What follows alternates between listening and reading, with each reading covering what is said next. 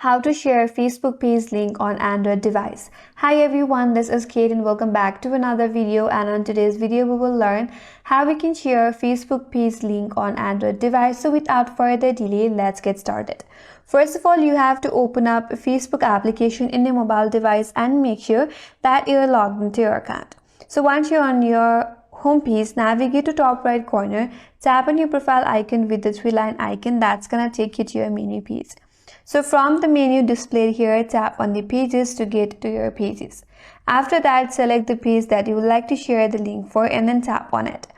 Once you're on the page profile, now to share the link for this page, tap on the three dot icon here, and here you have an option to copy the link where you can see the displayed pages link here. So tap on copy the link. Now the link has been copied.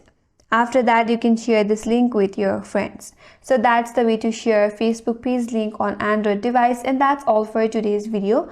Hope this video was helpful, and if you're new to our channel, consider subscribing. Thanks for watching and stay tuned for more videos.